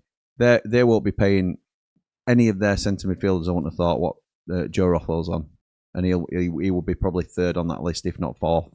So you've got to balance it effectively and get the right. I'm not saying the bad players, the 4 good players to rotate at championship level, no doubt about it. But are we paying too much for players to be sitting on the bench? And sometimes you might have to sacrifice 1 or 2 of them to get a cheaper alternative in. Go on, Paul. I think Cov are the best example. Borough was thrown in there, but I think Cov are the best example. But Cov have been doing that, have been building this team. Yep, they have. For about 3 years. They've had a good core of players for quite a while now, and they've been adding to it slowly but surely. And you look through their squad now, and you do see there's 7 or 8 lads on the bench who are pushing the lads who are in the team. When you look at the state of their bench at times, you go in, how is he not in this side? That's right, yeah. Victor Torp, players like that. Yeah, well, again, Onyek has been one of the signings of the season without a doubt. Come off, but he's a good player to keep out of the side, isn't he? So, very good player. But again, if you need to rotate and you need half an hour out of somebody, or you need to give someone's legs a rest. Kessler Hayden, one of the best players in Championship for Preston last year, and he's sat on Coventry bench because he can't get in over Van Uwijk. Yeah, and it's just smart business by him. There's loads of them, mate, and they've been, but it's not a one window thing. And that's the next point. Is it's not just what we're talking about. We're saying we'll give Wilder the summer, and we'll see how we go after that. If you want success and you want it on a budget, which is what Coventry have been working to, because they're not a parachute team and they're ox in this league big time, and it's taken a long time to get there, and they've been there or thereabouts for a few years, haven't they? But this is the culmination of many years of really strong transfer business. You're right, and we can't judge Wilder just on one window, but that's been done over more than one manager at Coventry, hasn't it? So it's been more of a club initiative and a club long-term vision than it has an individual manager's long-term vision as well, which is interesting for us to think about. As people sort of say, you can't just invest too much in Wilder. So have we got others at the club can see a longer-term strategy for that sort of growth as a club? Possibly, possibly not. Liam says, evening lads, hope you're all well. Happy birthday for Friday, Jimmy. Thank you, my mate. Hope you had a good one. What I took from the recent press is Wilder mentions all 6 loans will return, so I doubt Bindon comes back. I hope Phillips does, though, because if we can get him for what can be one of the best midfielders in the league on his day, up all the rambles, please like and subscribe. Lundstram is no worse than Pickford. Okay. Remember when Paddy came back? You're losing me a touch, James. You have to remind me, pal. Lunny was a reasonable player that worked very hard to up his levels one summer and had a short moment in a very good side. Made the most of it. Good for him, but grow up, John, and stop crying, says Batman. Awesome. Well said, my mate. Nige says McBurney and Bamford would be a great front two in my eyes. I think it's one that rotates, to be honest. I'm not sure that... I'm not saying there can't be a two, because they're two good strikers at the level. I think McBurney's proven he's very good as a solo striker, certainly for Hull, with a man behind him. And Bamford, I think, works really well. It can work in a one or a two, but I think they're too similar in a lot of ways, to be honest. So we'll see. I would like it to be an option to bring a McBurney on or a Bamford on. I think that would be show incredible strength between two strikers. Femi was horrible yesterday, says Luke. On better or worsened by Burrows. Both couldn't complete a pass yesterday.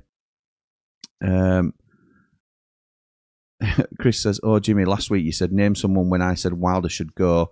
I'd go for Monty and Sharp as number 2. Okay, mate. Okay, that's up to you. I would not, but that's your shout. Where is Monty now? Is he managing in Thailand or something? Not that he won't be a good manager at some point. I'm sure he will be, but because he was managing at Hibs last time and then went to the Tottenham, set up under Big Ange. I think he's managing somewhere. He's certainly somewhere abroad. I think it might be Thailand at the minute. And Billy Sharp, who's still playing at Donny as number 2. Billy will play for. He'll try and get another year. Will Billy, undoubtedly, if he can, because play for as long as you can. Maybe in 5 years' time, if they build up a reasonable, or Monty certainly builds up a reasonable reputation as the manager, I've no issue with, players coming in, but it shouldn't. Anyway, Wilder's manager. I'm not going to get on a tangent about that with too many comments to get through. Would be good if McBurney came back, says Sarah. I agree. Brooks and Sariki haven't been the same since getting linked with moves away, and looks like they've made it even in actual fact. The CW says their careers have just started.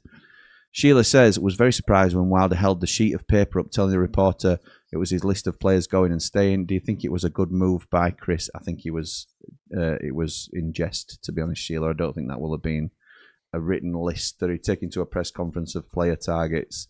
I think he's done something like this. He went, I've got my list of targets and I know, I didn't show you it there, did I? I think it was in jest, if I'm honest. Lundstram down tools when Berger came in, says Liam. I wouldn't mind name checking as long as it goes for other players too. Likes of Peck, but he doesn't. That's the only thing I dislike about it. I think we've all sort of called out Peck today, to be honest. Nige, I appreciate you've put that comment in a little bit earlier, should I say. I so enjoy these conversations. It's so refreshing, says Teacup. Football in England is inherited. In the US, it's marketed. Thank you, Teacup. You're very much welcome to be here. When I listen to Jimmy talk about Wilder, it's like listening to someone defending his partner. We'll leave her alone, is all I'll say. End of the day, Paul, they are on big wages, more than the average working male and female, says Nige, earn in a month or year. I see it as they are happy to take the wages. Then you best take the grit too.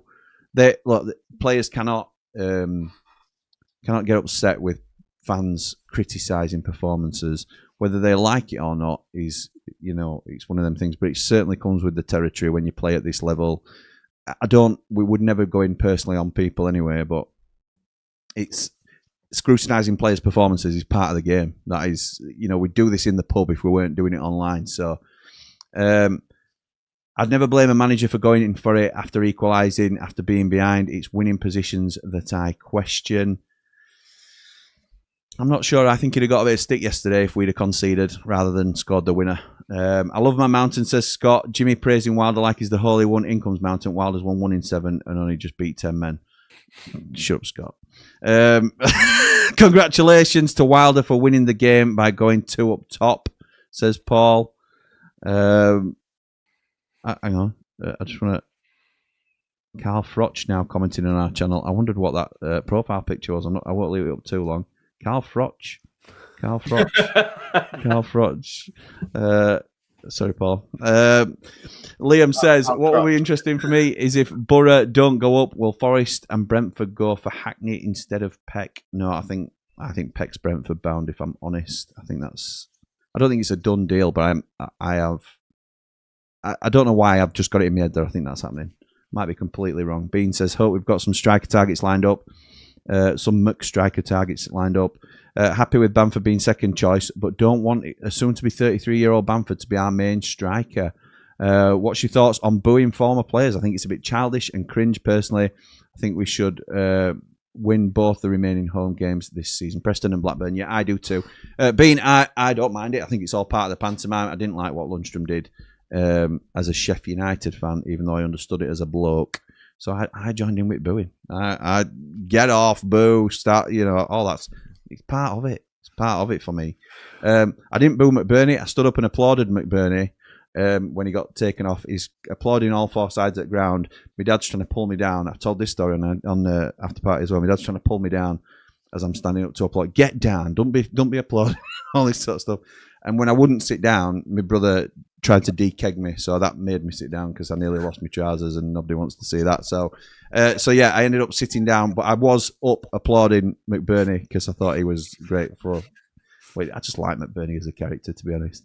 I think there's basically a 0% chance that he stays, but hoping we're offering everything we can. Gus, best player by a mile. We won't realise how much of our good play goes through him till he's gone. I love Gus Amer as a talent. I think he's great, but we can't get deluded by his non-performances as well. I would have him on every single penalty that we're awarded while he's a Sheffield United player, because the technique on the fella is ridiculous, and I don't know why he hasn't been on penalties all the time he's been here, to be honest. If there's a free kick or anything in and around it, I want him on it. If there's a chance, if it opens up in front of him, I want him to be the one running at goal, but for 85 minutes of a game, sometimes he's largely absent. So he has got all the talent in the world, but he's one of the most frustrating players to watch because he doesn't do it consistently. He does. We've been around this thing with Gus more often than not, and I think he's scored a penalty yesterday and he's looked good in flashes, and I think it's sort of curried him some favour.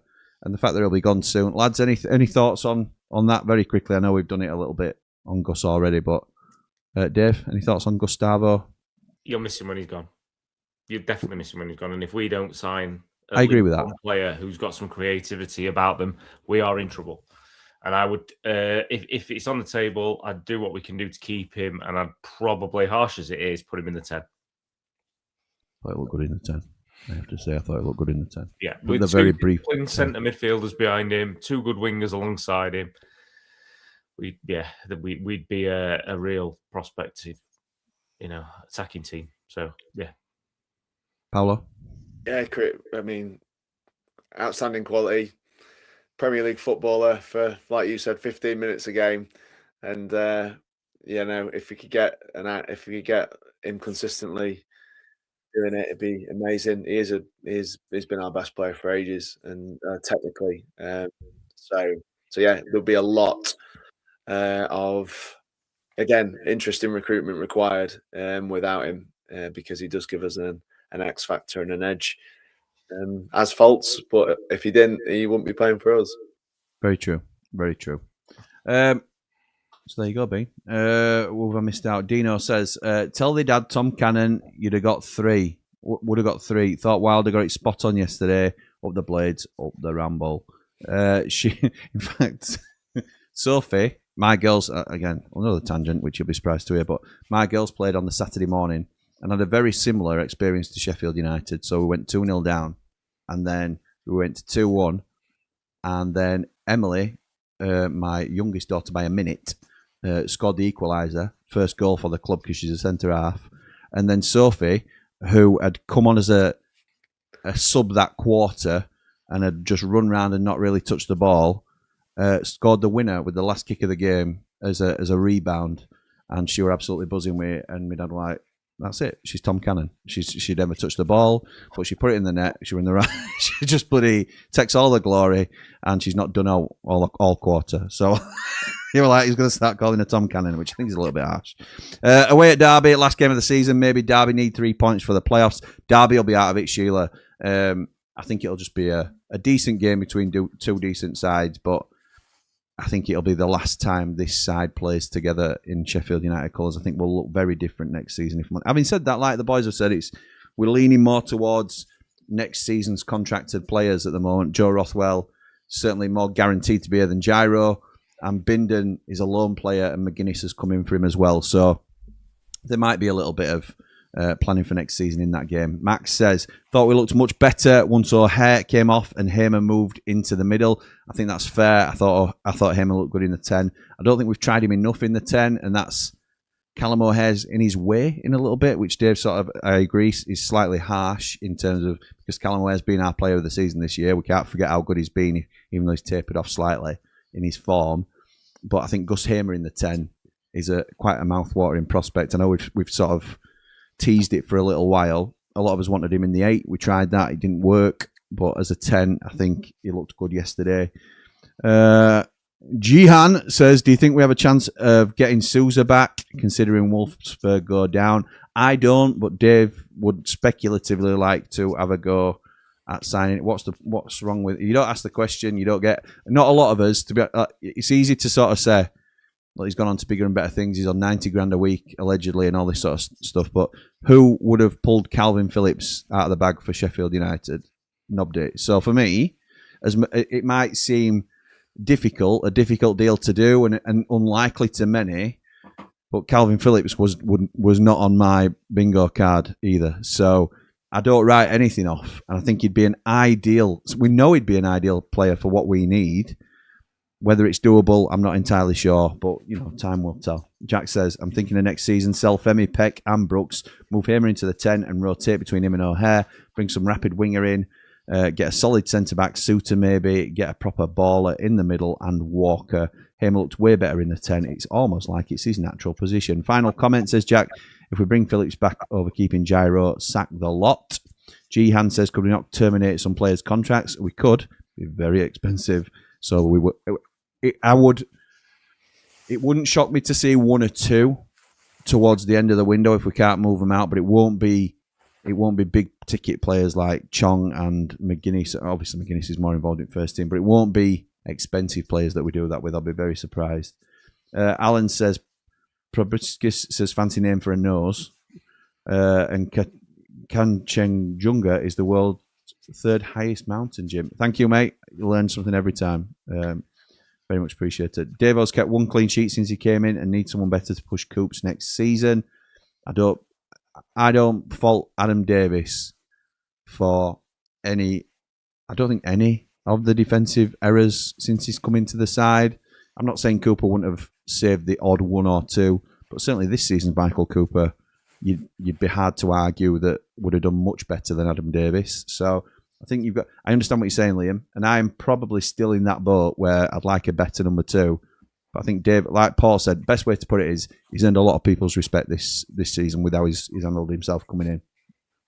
Pickford went on strike when Slav was manager. Pickford? Do you mean Ramsdale? Went on strike when Slav was manager. Paddy got massively booed when he came back with QPR after a year of being banned. Yeah, Paddy's time is a great healer with Paddy Kenny, and he's now fondly remembered as a Sheffield United legend. When you said Pickford, I assume you mean Aaron Ramsdale. Yeah, Aaron Ramsdale would certainly be booed if he came back to Bramall Lane. Absolutely, he would. Wilder defended. Ramsdale went on strike. Don't know why I said Pickford. Yeah, okay, fair dues, pal. CW defending Lunny pre-Graham Pesser and Lunny's statement after. You have to wonder if he's possibly coming in the summer, says Nath. What? No. Why would you say that's definitely not happening? My answer to Nath's question is signing Mikey Johnston, loan Dan James, and bringing Fry on a free. Yeah, Fry's a great shout. Obviously, we talked about him on our rebuild, and that's not something that other people aren't talking about. Dan James there has been some rumours floating about Dan James. I think it was mentioned in one of our chats recently. That would be an incredible signing for Sheffield United on loan. I think he's proven that he is one of those that's too good for the Championship. Not quite maybe mid Premier League level, but he's certainly, and he's struggling to get into a strong lead side. But yeah, and he's had a tough injury as well. But Dan James, I would love him at Sheffield United. Particularly to cross the ball for that Bamford or McBurney. Can you imagine those connections that he's had previously And Mikey Johnston, we've talked about a lot on the channel as well. We all like him at West Brom. We ruined him at Sheffield United. Hemmer's Sheffield United career, bringing O'Hare in the 10 and putting Gus on the left. Sign Harry Suter, says Nath. Loan Tom Watson and free Kyle Walker. Free Kyle Walker. Max says, if O'Hare has been our best player, why is nobody worried about another team coming in for him in the summer? Because we won't sell him. I'd be very surprised, Max, if we get big money offers for Callum O'Hare in this. And if we do, we'll entertain it. So we'll see. We'll see. Yeah, that's a great question, you know. Yeah. I do, yeah. Yeah. Sort of questioning what value he's got then, I suppose. Just in a roundabout way. But nobody's even uttered for a moment that O'Hare might be out the door. No, I don't think he will. No one's unsellable, though, are they? There's not a single player in that team. Well, why do you say that, Jim? Why do I say what? Why do you say that Cal O'Hare won't have anyone coming to suitors for him? I'm not saying he won't have any suitors, but I'm not expecting any bids.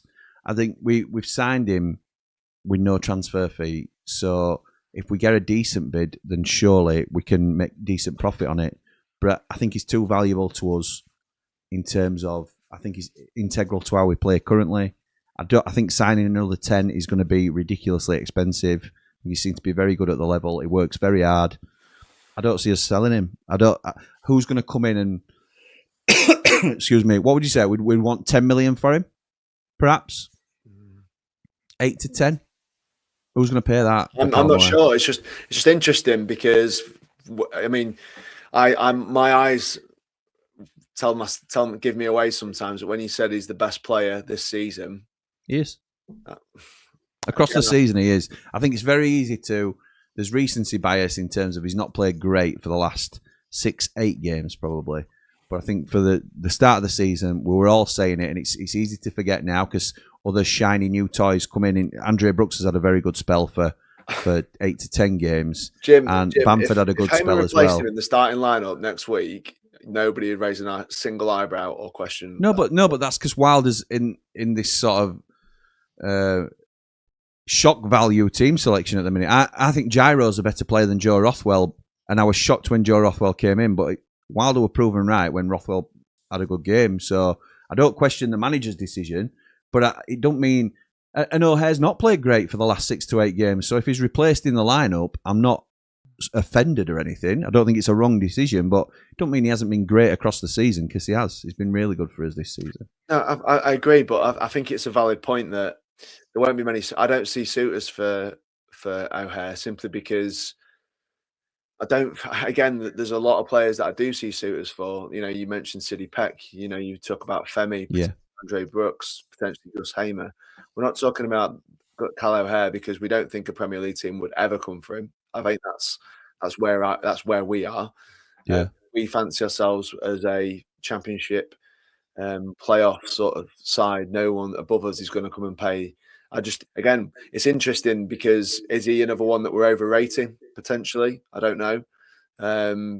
Because I don't see where the offers for Cal O'Hare come from. I just don't, and I haven't heard anyone say anything about it. And I think it's interesting because if he has been our best player, why is no one going to come in and do it and pay the money? I don't get it. You know, really good point. Really good point. I think it's more than fair as well.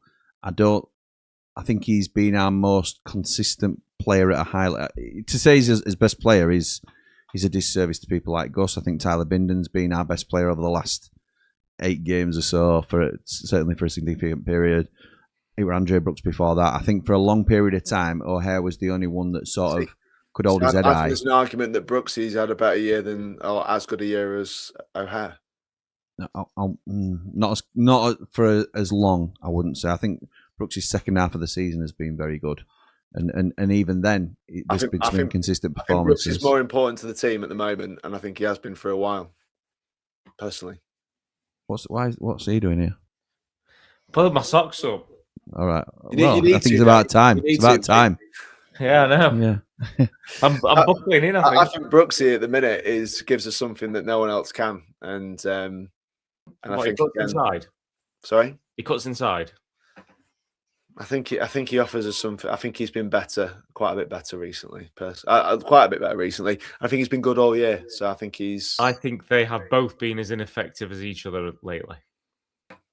So who's been the better player across the season? O'Hare. And that's all we've got time for in this week's Three Mardy Blades. Thank you to everybody for joining us. Lads, have you anything you'd like to say other than on Callum O'Hare or Andrea Brooks at the moment before we go? Davey? Roll on the summer. Can't wait. I'm exactly the same. Really looking forward to it. Paolo? Yeah, bring on the Preston game, and you come in. Then we can start moaning about England in the World Cup. Yeah, are you coming at Preston game? I'm hoping to come to the Preston game. Play it by ear. Okay, mate. Sounds good. I think I am, yeah. Nice one. Be good to see you, my mate. Right, okay. Thank you to everybody in the comments. Very much appreciated. We'll be back, as always, with Three Mardy Blades this time next week, all being well. Keep your eye out for the Ramble schedule, which should be coming out very shortly. We'll be back certainly on Wednesday with Countdown to Kick-Off, but there's other stuff happening on Ramble FC in the meantime. But for now, come on, you red and white wizards. You can do it.